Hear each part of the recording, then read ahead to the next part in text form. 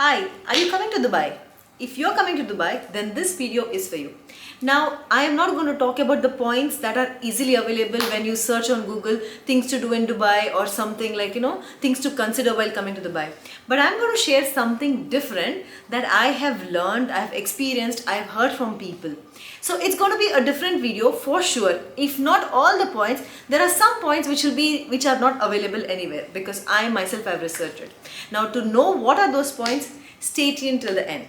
So now this is Lavina Pinto here with you and welcome back to my channel. So today I'm back with another video, honestly after 3 months, and this is my first video after 3 months that I am literally recording, and I have done research for this video as well, so that I do not say the same points that are easily available on the social media or on YouTube channel or on the blogs or something. So I put some other points which I learned from my experience because I am in Dubai for more than 17 plus years. So if you have not subscribed to my channel, please do subscribe because that's one of the inspiration, that's the motivation that has led me to come back again when I decided I'm going to stop my YouTube channel because I felt it was not going anywhere. But the kind of compliments, the kind of comments that I got really motivated me to come back and start something. So now I am back with a bang and have got a lot of contents ready. So now this is my first video after the break. So please do support me, and you can tell me all the improvement things that I would need to do so that I can improve in my coming videos. Now without further ado, let's get started. First question, why did I choose this topic of speaking about things to consider while coming to Dubai? Now recently one of my friend called me and she asked me some questions about Dubai, like what it is, how can I get a job, how can I find a place, where should I stay, what should I do, what is the money I need, blah blah blah blah blah things. So when she was asking me all these questions, and I was answering her, and then I decided maybe this is something that I should make videos on, because I know there is information available on YouTube, but people would contact the related person. Like my friend contacted me because she knows me and she knows I've been here for 17 years. So whatever information I would give would be easier for her to understand or take some decisions or something of that sort. So based on that conversation, this video is out here. So the first point that I want to discuss here is about expect to move a few times. In terms of accommodation, there are different kinds of accommodations available where you can go into a sharing, we can go to a studio, you can go to 1 bedroom, 2 bedroom, villas, whatever you want to choose. But you know what, at the initial stages when you're coming to Dubai for the first time, I'm sure you're not going to buy a property for yourself, right? So you're going to come and stay in the rented residences. Now rented residences, what happened is when we started our journey, we were staying in a sharing accommodation. But the problem was the owner of that house would always come up with some or the other excuse, and we had to keep shifting 2 times. Now over the time we realized we need to move to a studio, so we moved to a studio. Now after some time we realized studio was little smaller for us, so we decided we'll go to a 1 bedroom. We really like the 1 bedroom house where we were staying, and in the 1 bedroom house what happened is within a year the owner decided he wants to sell the property, sell the flat basically. So now again we had to shift. Now we shifted again within a year. So over these 17 years, somehow we have managed to move around almost like 7 houses or something of that sort. Believe me, this is very crazy. First of all, finding a house that fits your budget, fits your convenience, finding a house itself is a big chaos. And after finding a house, then shifting, moving things and all is like another level crazy thing. So get ready for this kind of challenge, which is unexpected here, unless you have so much of money that you can buy a house when you just land in Dubai. So the second point is, consider the rents are pretty high in Dubai. Now when we came here, we couldn't afford to have a studio, to live in a studio. So we were staying in a sharing accommodation, which is basically sharing 1 room. Because the rents then in 2006 were very high. Like I think a studio was costing almost like 60-70,000 dirhams then. But then because of the market fall and that stuff, the rents went down. So that's when we moved to a studio. Now even today, like currently a studio in a JLT, that's a high class area, I would say, like, JLT, Dubai Marina, downtown. These are something like high end areas where the rents for a studio or a one bedroom are not less than 70-75k. Like studio would be around 45 to 50k, while one bedroom is something around 75 to 85k. Two bedroom is 110 or something. So it goes on like that. But the whole point is where the place where I stay, it's called as International City. And here, this is a budget friendly area. Like, I have been in this area for like now 13 plus years, and rents are competitive here. The point is I can stay in bigger area, that's the high budget areas, but the point is it doesn't make sense to be on practical sense, because I'll be spending almost like 20 to 30,000 more for the rent, just for a fancy kind of flat which is not even my own. And honestly, we work, both of us work, me and my husband, so we entire week, we would say 50% of our 70% of our time is in the office. We are there coming home in the evening at 7 o'clock just to sleep in the house, like, so considering that point, rents are honestly on a higher side in Dubai comparatively. Like, I mean, in UAE, not just Dubai I'm talking about the entire UAE. Plus, apart from that, there are other expenses attached to it, like mandatory kind of thing, like DIVA, that is the Dubai Electricity Water Facility, plus the housing tax which is included in that, which is mandatory, like you have to pay. Plus, you need internet connection and that stuff. So when you consider that, expenses wise, it is on a little higher side. Even after having rented residences here, one of the biggest challenge which I find is making your house a home.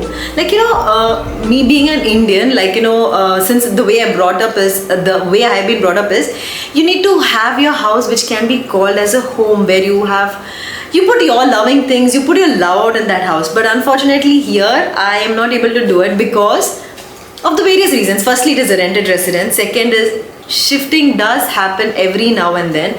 There are so many restrictions to a house when you sign a contract. You're not supposed to do this, you're not supposed to do that, you're not supposed to put a nail here, you're not supposed to change the wallpapers or something of that sort, like, and more importantly, you cannot invest on the expensive furnitures. We have done that in the initial days. Well, we had credit cards, so we used to use for buying the furnitures and that stuff, thinking that we are going to stay there and we're going to have fun, because everyone has got a dream to have their house in a certain manner, like, but unfortunately, when we were shifting from one house to the other house, we saw how the things were getting damaged, or I mean, the condition of them was getting bad. And knowing that you spent so much for that furniture or those antiques or something of that sort, your house can never be like a home kind of thing. So this is something, if you are a person who is so attached to a house and who believes in making it like a place where you can really live and enjoy and have fun, then I don't know if that is going to happen. Maybe if you're lucky, yes, possible, maybe. Next point is about traffic. Now, traffic, I know that, if you are coming from metro cities, like, then you're aware about the challenges of the traffic. But here, it is another chaotic kind of thing. Initially when I came, there was no metro, there were only buses and there were cars and that stuff on the roads. But now, even after having metros are also crowded.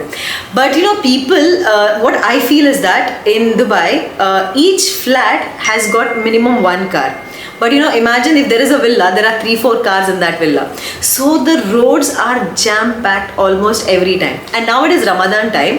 And Ramadan time, I'm taking almost, like, on the first day of Ramadan especially, I took literally 2 hours. If not, it is 1.5 hours to come from my office to the house and house to the office. So morning I leave by 7:55, I reach by 8:35, 8:50, something like that. Depends, like, some days it's beyond that. If there is a small accident, if there is water clog, there is something happen on the road, then don't say about it. I don't have the timings for that case. But otherwise, it takes minimum 1 hour for me, to be honest. Actual duration from my office to the house is approximately 30 to 35 minutes. But I take almost, like, in the morning 1 hour, while in the evening it is almost like 1 hour 30 minutes approximately, because traffic is crazy in the evenings. and there is no escape no matter what, unless you want to drive in the midnight, because midnight maybe people are sleeping but there is traffic on the road, but it is not the chaotic kind of thing. The worst part is if you're living in Dubai and you're working in Dubai and living in a other emirate like Sharjah or Ajman, considering the rents are very low there, then you're going to spend your half the time in the office, remaining 3-4 time on the roads, like, you know. So I mean, there's nothing that can be done. They applied the toll gates and everything, but nothing worked. So you have to be prepared to spend some of your time here on the traffic. So then by the time you come home, you're dead with zero energy, which makes you non-productive for doing any other thing, maybe spending time with your kids or going to the gym and all. Doesn't happen that ways. Another big challenge that I see is the heat. Now, when I say heat, is there almost in all the countries or the worldwide, you know, but the heat here is extreme in the sense you just can't step out of the house basically. Rather, even in the house, you need to have your AC on all the time, because without AC though, next to impossible. Believe me, I have 2 cats in the house, even they find it difficult actually. And the worst part is the major problem that we see is for the people who are working as laborers, sales, marketing, because those people have to go out every now and then, and it's unbearable. But at the same time, during the other months, the weather is quite okay, manageable, but get prepared for this kind of heat which you have never experienced maybe. So next point, so if you're coming from India or from European places, you have these FaceTime, WhatsApp or Skype calls easily available, where you don't have to pay anything extra to the telecommunication companies or something, you know. But unfortunately, when you come to Dubai, you don't have that kind of facility. So telecommunication has got very limited options. You can try to use some VPNs, but which is illegal again. Apart from that, you have some options easily available, but ultimately everything you have to pay for it. So easily the free kind of options, I don't think anything is available. There are some apps which are illegally created, which you can get to use for some time, but then they get banned automatically. And if you use them even after being banned, and if you're caught, there's a huge fines for it.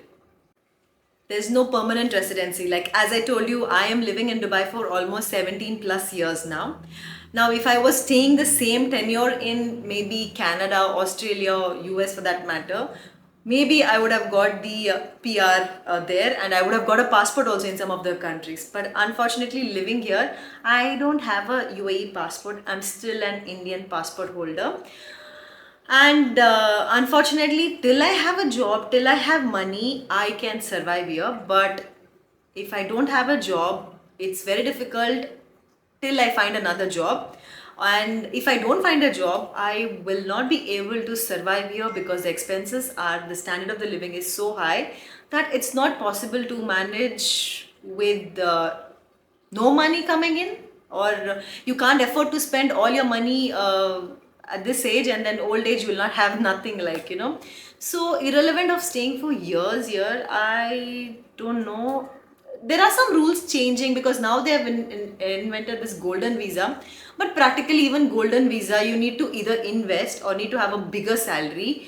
But the visa is valid for 10 years. So after 10 years, you don't have job, you don't have bank balance, and if you have invested that in your property or something, then what? Next what? Maybe you can sell that property and then maybe do something also. Practically need to think about it. But yes, this is one of the serious issue which I feel, because after staying for 17 years, I think we deserve to get the passport, so where we can stay here and they can give us some medical facilities or something of that sort. Now, yeah, apart from that, yes, this point also continues. Like in some countries, they do provide this kind of free services, free schools for kids and free education or free medical services. But unfortunately, I don't think we have all these things available here. My next point is the quality of air and water. Like I'm coming from Mangalore, where the water is soft. So basically it's good for my body, my skin and everything. But when you come here, the water is very hard, like, you know. because of which there is excessive hair fall, you get psoriasis, you get so many problems, dandruff issues and all that. Your skin is dry, totally dry most of the times. In winter especially, it is an extreme dryness. Most of the people have these skin irritation, skin dryness issues, extreme levels, like, hair related. So dermatologists make a lot of money here, I'm assuming, because every next person goes to dermatologist because of this hair issues, where they have hair fall, dandruff and all that issues, like, apart from that, air related wise, it is the air is not pure. And these days most of the houses I see, they using humidifiers, like, air purifiers, humidifiers and that stuff, because I don't know, maybe the kind of environment, it's a desert, basically everything is built on a desert, and maybe that is the reason, I'm thinking. Yep. Well, apart from that, the rules and regulations are very strict here. You have freedom to do most of the things, but then there are certain things that you're not supposed to do it. And especially, for example, check bounce is a very big criminal thing, crime thing actually. You can be arrested because of that. You can be jailed for it. You can be deported. Apart from that, any kind of delays in bill payments, delays is not just delays, like, but if you're not paying it for like over months, and if you're trying to travel, they can arrest you there, and again you can be jailed and then deported.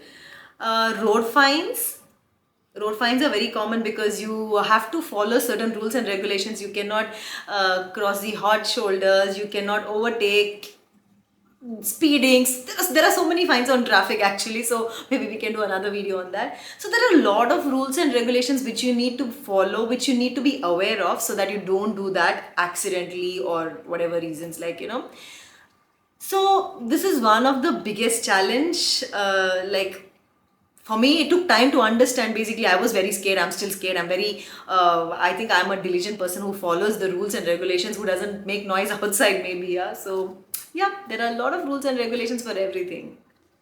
Well, having said all this, these are some of the points that I could remember and recall when I was trying to research these things. And these are the serious problems actually when you're coming first to Dubai. Once you come here, settle, once you get a job, maybe these don't look like a problems and you get adjusted with them, because wherever you go, you gel with the problems. Especially being an Indian, you can manage anything and anyhow and everything, like, But knowing that, being aware of these things is very important, so you prepare yourself mentally so you don't go through the torture what we went through, because I never researched anything when I was coming to Dubai. But I do and like, now when I look back, I do enjoy the tenure that I spent here in Dubai, and I still like Dubai much more than I love my hometown, to be honest, because it gives you some kind of lifestyle change. Like, if you see me now and then, there's a lot of difference. Lifestyle change, luxury living, it's a choice, like, you can make a choice what you want actually. So having said all this, if you have enjoyed this video, please do let me know what you think about it. If you think there are some more points which I should have added, you let me know on that. Maybe we can add at some point of time later.